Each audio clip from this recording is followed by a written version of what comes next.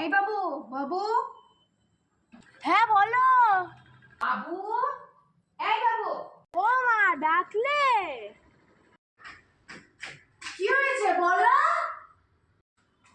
ধুর, মাটাকে কেন বারবার ডাকে বোঝাও যায় না, কি যে পড়াবে।